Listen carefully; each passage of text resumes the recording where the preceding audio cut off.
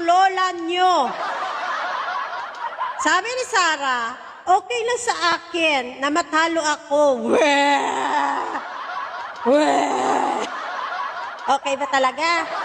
Grabe na kayang effort yung paninira at destabilization. Para na makaupo ka, tapos ngayon sabihin mong okay lang kahit matalo ka. Hindi ka pa tumatakbo, talo ka na talaga. Talo ka na talaga. Wala naman daw problema. Kung ano daw ang gusto ng tao, siya yung masusunod. Natural. Kay majority ng Pilipino, ayaw na talaga sa inyong mga Duterte. Sinusuka na talaga kayo. Yan ang real talk yan. Yan ang totoo. Huwag na tayo maglukuhan. Kukunti lang talaga yung DDS. Kaya alam mo na alam nyo sa sarili nyo na matatalo ka. Kaya nga, tanay kayo banat kay Pangulong Marcos, destabilization doon, people power nakakarampot doon. Lahat na ginawa nyo na. Para lang mapalitan si Bongbong Marcos, mapababa lang siya, ma-resign. May resign Marcos, may BBM na dedo. Kana na lang, lahat na lang ginawa nyo lang para makaupo ka kasi yan na lang talaga yung chance mo na makaupo ka sa Malacanang kasi kung butuhan, wala ka talagang makukuha. Wala talaga. Meron man, DDS ko kunti lang yan. Social media, maiingay lang yan sila. Pero sa realidad, kunti lang talaga kayo. Pansin nyo naman yan sa rally, wag na tayong maglukuhan pa.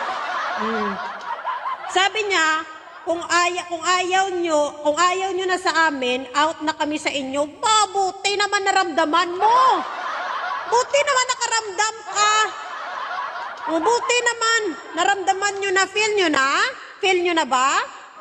Kasi ngayon, marami na kayong nakikita na lumalaban na talaga sa inyo. Pansinin nyo, ako, dati akong DDS, dati supporter nyo ako, pero ngayon, kalaban nyo na din ako. Kasi hindi na namin gusto yung ginagawa nyo sa Pilipinas. Tama na yun. Tama na yung isang Duterte na dumaan. Enough na. Tama na yun at hindi na yun mauulit pa. Out na talaga kayo. Wala naman talaga ng numero yung mga DDS. Wala. Nanalo lang kayo nung nakaraang eleksyon dahil sa mga loyalista. Ganun na totoo. Kasi kung kayo lang, kung ang loyalista kumampi doon sa mga kakamping, wala kayong Duterte. Wala kayong numero. Wala. Yan ang katotohanan, walang numero. Kaya alam mo at nararamdaman mo na nararamdaman nyo na lahat na talagang talo ka talaga. Simula pa lang sa umpisa na kinalaban nyo si Marcos, talo na kayo. Kasi feeling nyo, mapapabagsak nyo. Feeling nyo, matatanggal nyo siya sa pwesto. Pero mali yung kalkulasyon nyo. Kayo yung madudurog ngayon. Mabuhay ang bagong Pilipinas!